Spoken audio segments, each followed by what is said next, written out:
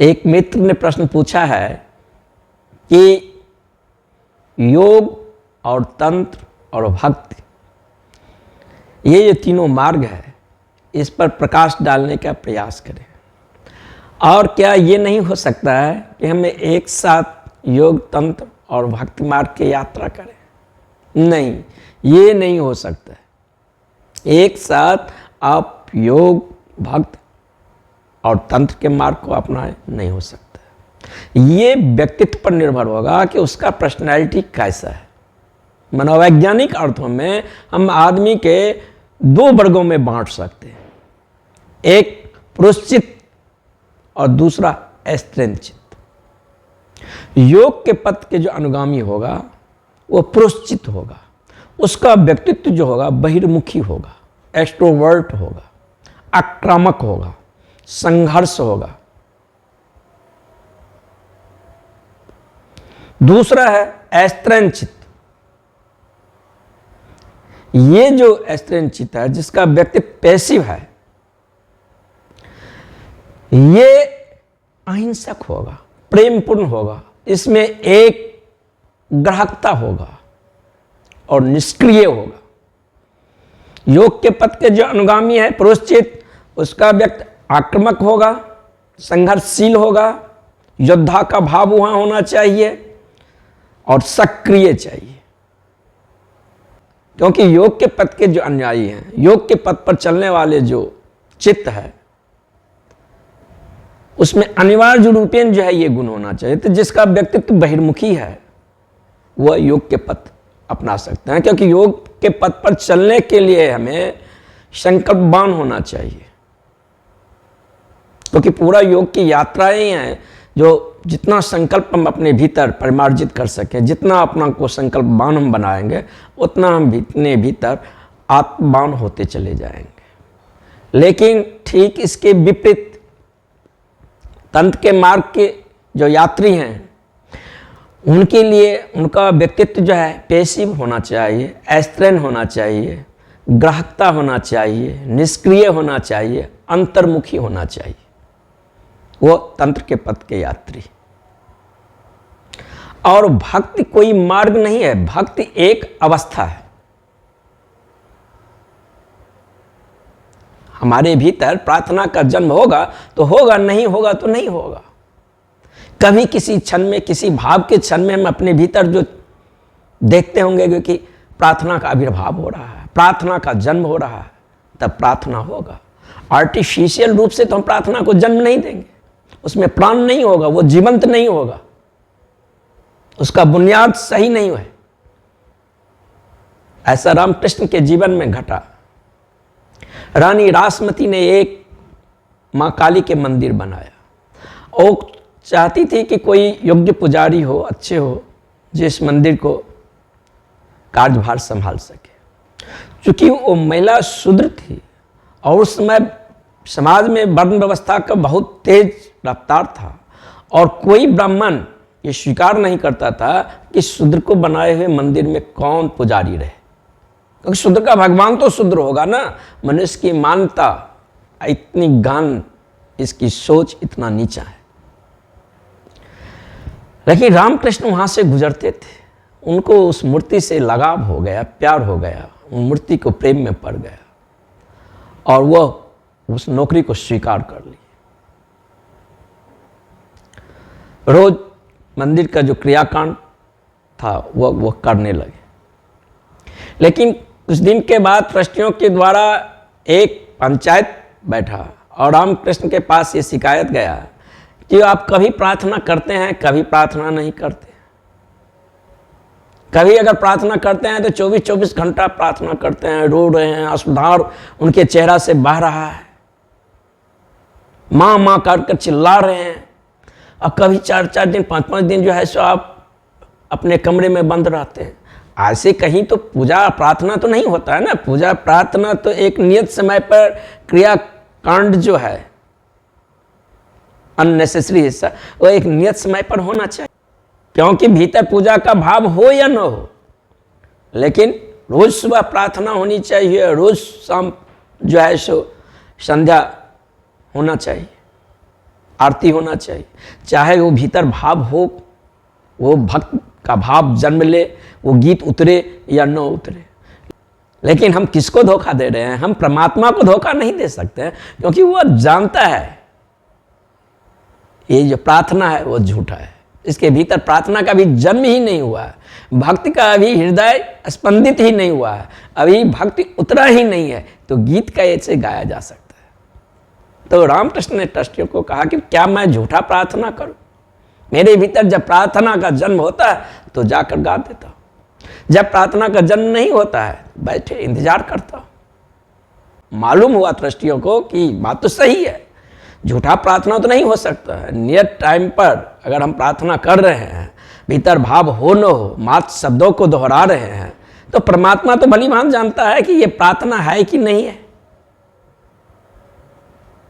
इसमें सच्चा भाव है कि नहीं, कि झूठा है।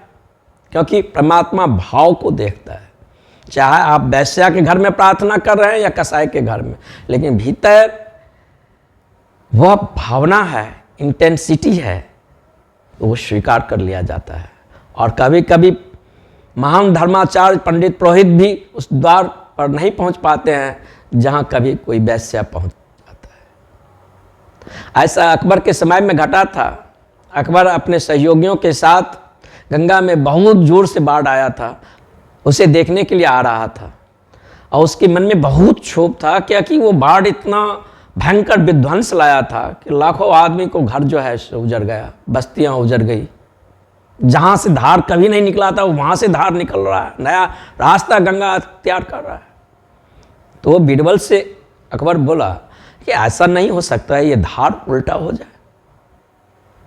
बीरबल कहा ये कैसे हो सकता है, ये प्राकृतिक शक्तियां हैं, इनको कौन रोक सकता है?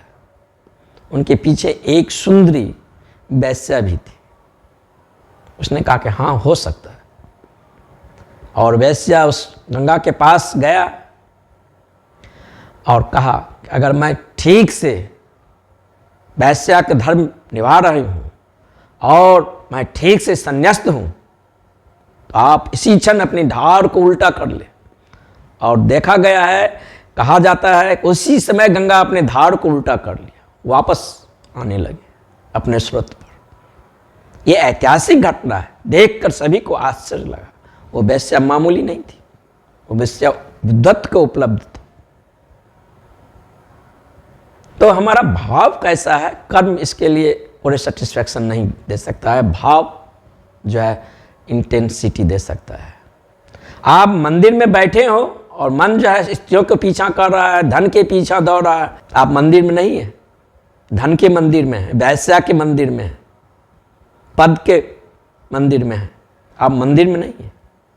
मंदिर में भगवान है और भक्त है, और दूसरा तो नहीं आना चाहिए।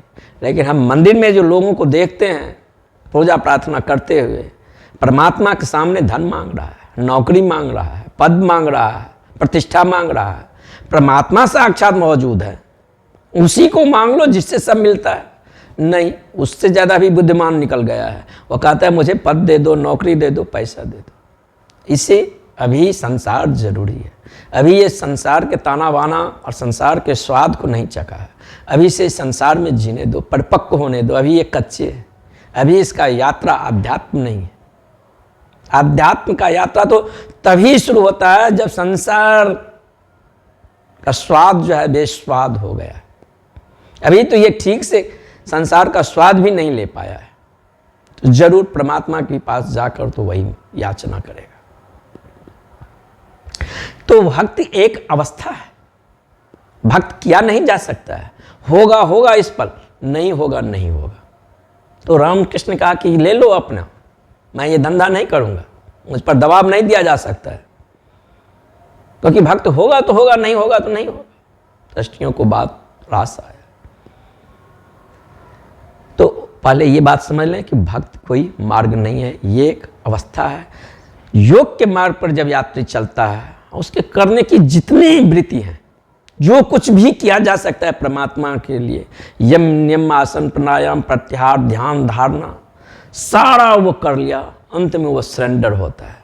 सरेंडर होता नहीं है, असहाय का भाव उसके भीतर उत्पन्न होता है। अब क्या करूं, अब कहां से यात्रा करूं? अब तो करने के लिए भी कुछ नहीं है।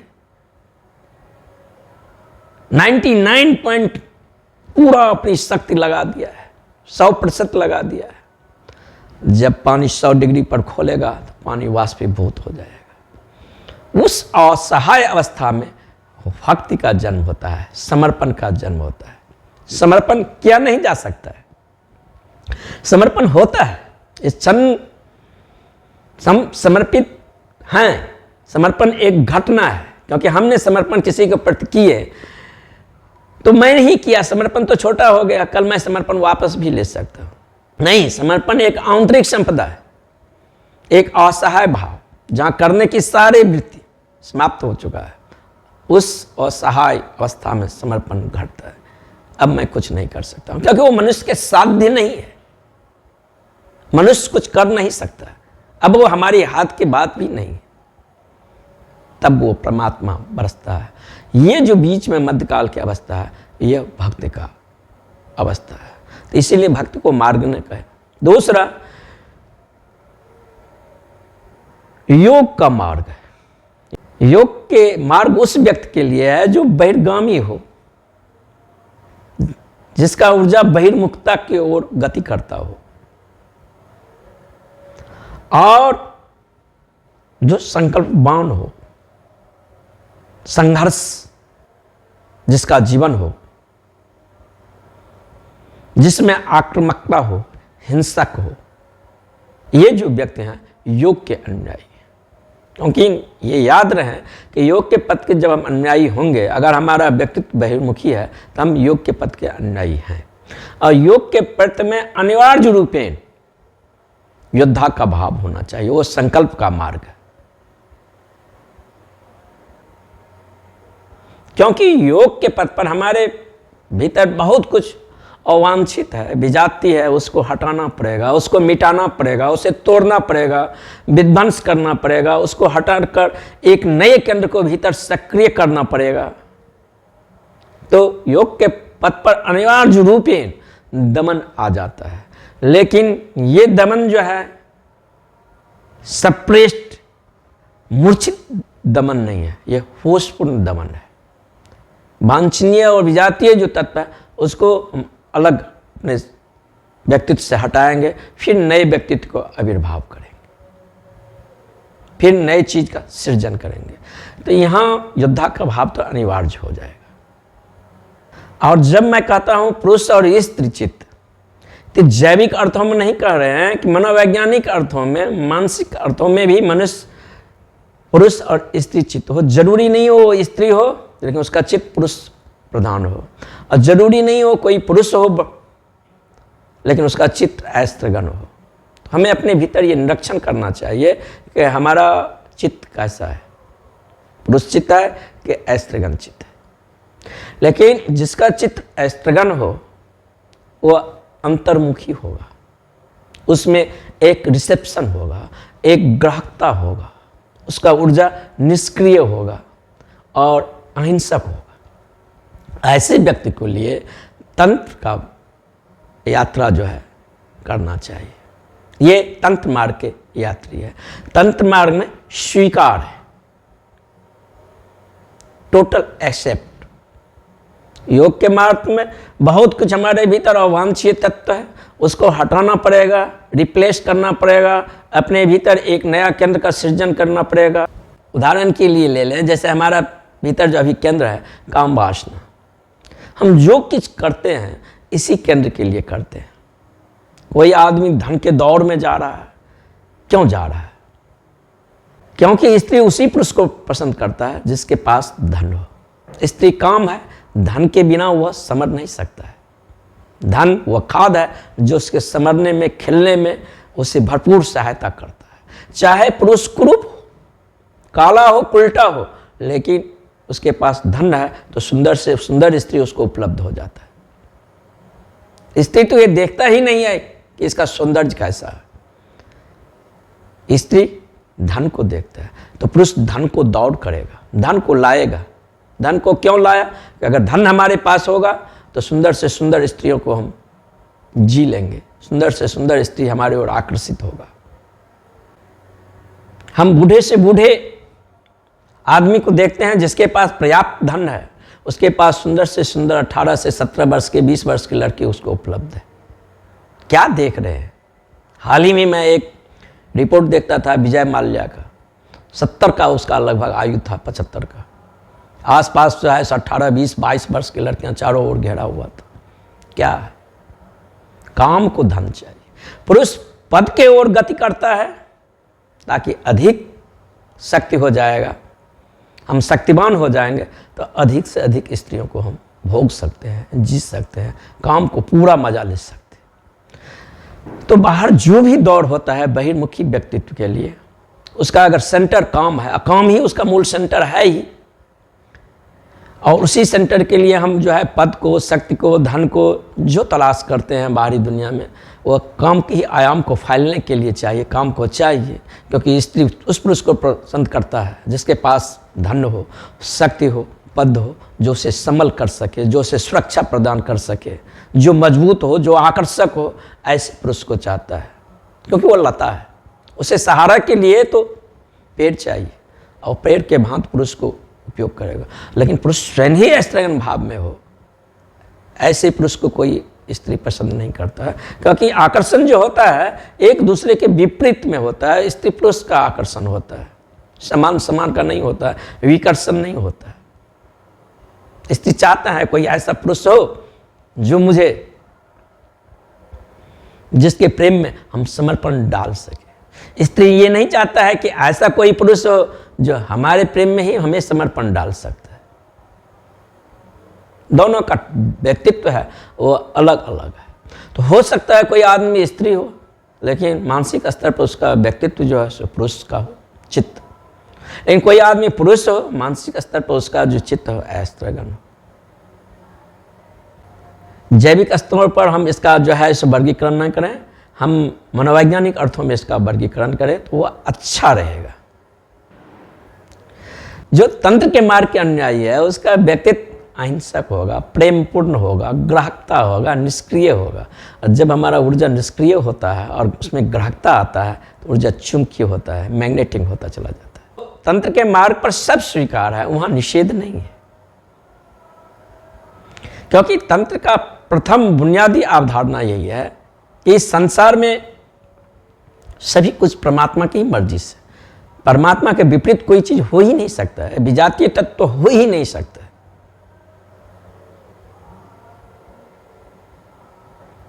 ईसाइयों का ये मानता है कि परमात्मा अलग और शैतान अलग। जो अच्छा हो रहा है, शुभ हो रहा है, वो परमात्मा करा रहा है। जो पाप हो रहा है, हिंसा हो रहा है, वह शैतान करा रहा है। संसार को दो में बांट कर देखा, परमात्मा और शैतान। ठीक है, पाप जो कर रहा है, अशुभ जो हो रहा है, वह शैतान के द्वारा हो रहा है। पुण्य जो हो रहा है, अच्छा जो हो रहा है, शुभ जो हो रहा है, वह परमात्मा कर रहा है। इसके लिए तो हम जिम्मेदार परमात्मा को नहीं ठहरा सकते हैं, थोड़ा अशुभ हो जाता है। लेकिन शैतान किसके इजाजत से इस अस्तित्व में है? क्या वो अपनी इजाजत से है? क्या उसका अपना दुनिया है? या परमात्मा की इजाजत से हो? अब उसे कंसेप्ट को जो है स्वीकार करना ही पड़ेगा। शैतान परमात्मा की इजाजत से है। अगर शैतान परमात्मा की ही इजाजत से है, उसका अपना बुनियादी भूमि नहीं है, उसका अपना कोई अस्तित्व नहीं है, तो पहले ही अवधारणा पर हमें क्यों बांट रहे हैं कि शैतान अलग परमात्मा अलग? तो तंत्र के दृष्टि में जो है अस्तित्व दो नहीं है। योग के दृष्टि में अस्तित्व दो है, संसार और परमात्मा। और योग का मतलब है दो के बीच जुए को डालना, वो सम पॉइंट, वो बीच के मिडिल पॉइंट जो संतुलन विद है, उसको खोज लेना, न बाएं न दाएं। जब उस बिंदु को, संतुलन के बिंदु पर हम पहुंच जाते हैं, तब हम अतिक्रमण कर जाते हैं, दोनों पार चले जाते हैं। लेकिन तंत्र के मार्ग पर सर्व स्वीकार है। तंत्र के मार्ग पर हम भोग से भागते नहीं हैं। तंत्र भोग के लिए राजी है, लेकिन हमारे मन में सवाल उठता है कि लाखों लाखों वर्षों से तो हम भोग ही कर रहे हैं, अब भोग के द्वारा अतिक्रमण कैसे हो सकता है? नहीं, तंत्र भोग के द्वारा अतिक्रमण की विधियां इजाद करता है, लेकिन तंत्र का भोग जो है होश पूर्वक है, मूर्छित नहीं।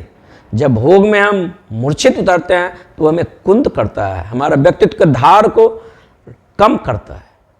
लेकिन जब हम भोग में होश पूर्वक उतरते हैं तो होश के कारण जो है सो हम उसके पार चले जाते हैं, उसका अतिक्रमण कर जाते हैं। जैसे क्रोध है, तो तंत्र के मार्ग पर क्रोध के साथ क्या करना चाहिए? क्रोध आया, कुछ नहीं करें, सजग होकर क्रोध को देखें। क्रोध एक शक्ति है, निगेटिव फोर्स। जब हम होश पूर्वक और सजगता से क्रोध को निरीक्षण करते हैं तो ये प्रेम बन जाता है।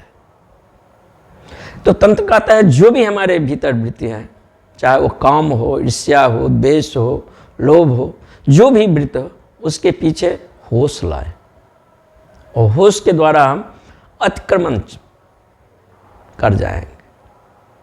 तो तंत्र के मार्ग पर जो है पलायन नहीं है। काम में है, कीचड़ में है, तो हम कीचड़ से कमल खिलाएंगे।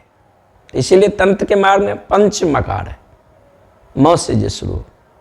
हम मदिरा पिएंगे, हम मत्स्यपान करेंगे, हम मैथुन करेंगे, हम उच्चिष्ट और वासा भोजन करेंगे, लेकिन हम इसके पार जाएंगे। लेकिन होश की यात्रा ही इतना कठिन है। जो उसके मार्ग पर जब यात्री जाता है तो क्षण भर के लिए उसका बोध और होश में होना इतना कठिन मालूम होता है।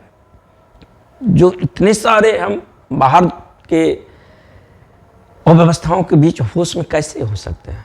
तो योग के पथ के जो अनुयायी हैं वह ये चाहता है कि हम अपने आसपास ऐसी क्रिएट हवा करें जो कम से कम मूर्छित करे, ऐसा आहार लें, ऐसा भोजन लें, प्राणायाम करें, प्रत्याहार करें, यम नियम, इन सारे साधनों से गुजरता है, अपने आप को परिमार्जित करता है, कम से कम मूर्छा की संभावना होता है। अब वो होश के साधना करता है, होश के द्वारा अपने भीतर एक दूसरा ध्रुव को, एक दूसरा केंद्र को निर्मित करता है। अभी जो हमारा कॉन्शसनेस का लेवल है वो ऑब्जेक्टिव कॉन्शसनेस है। हम कॉन्शस हैं कभी शरीर के प्रति, कभी भावों के प्रति, कभी मन के प्रति, कभी पत्नी के प्रति, कभी बच्चों के प्रति, कभी धन के प्रति। लेकिन मुझे स्वयं अपने अस्तित्व के प्रति हम कॉन्शस नहीं है, अवेयरनेस नहीं है। अपने कॉन्शसनेस के होने के अवस्था जो है उसके प्रति हमारा बोध नहीं है।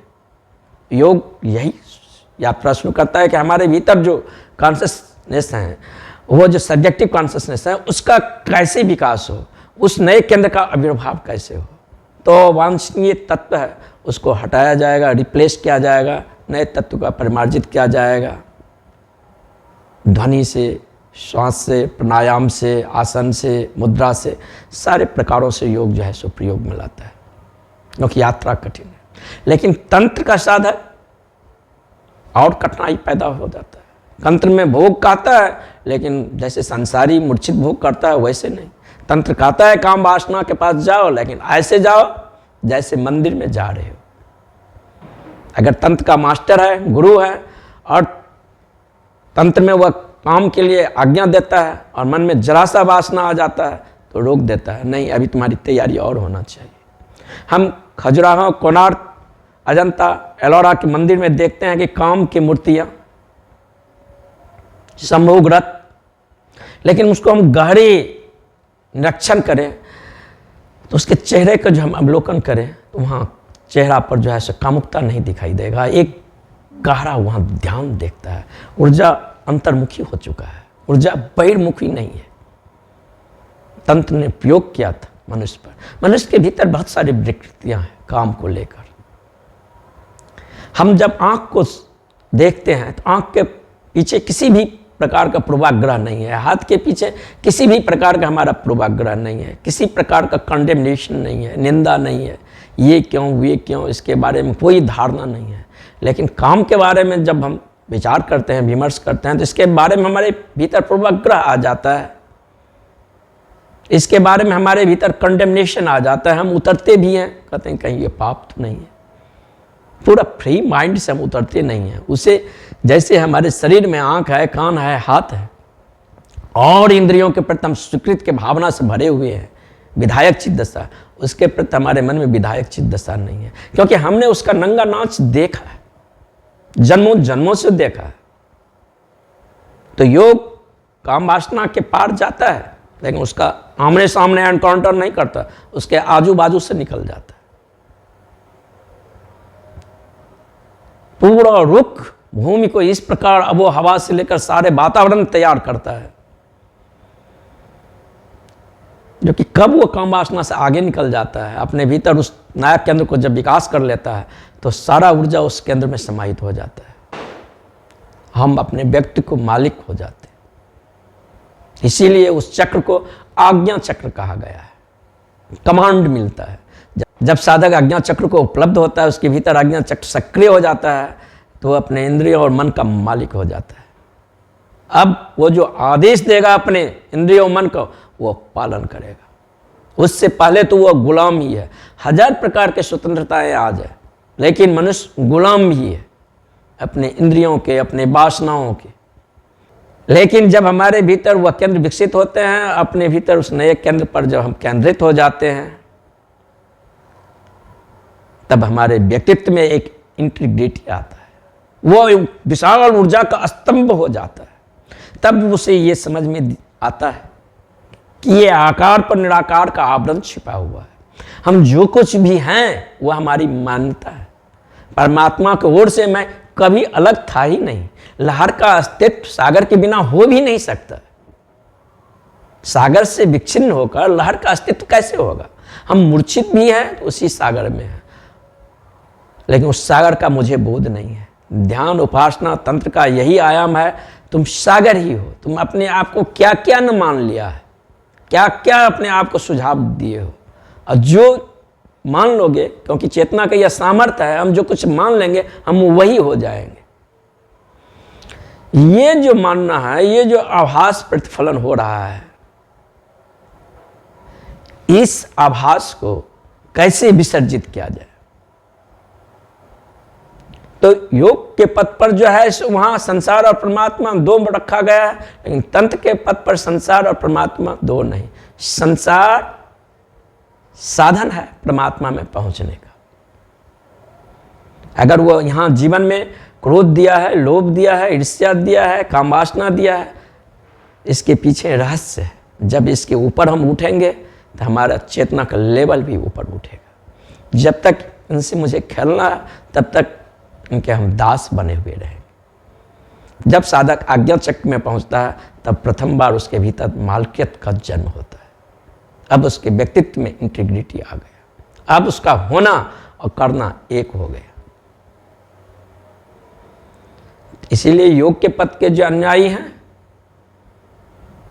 वो बहिर्मुखी होगा, और तंत्र के पक्ष के जो अनुयायी हैं, तंत्र के मार्ग के जो यात्री हैं, वह अंतर्मुखी होगा। जब वो अंतर्मुखी होगा तो उसका ऊर्जा जो है निष्क्रिय होगा, उसके भीतर एक ग्राहकता होगा, उसका व्यक्तित्व प्रेमपूर्ण होगा और अहिंसक होगा। लेकिन भक्त कोई मार्ग नहीं है, वो भक्त एक अवस्था है।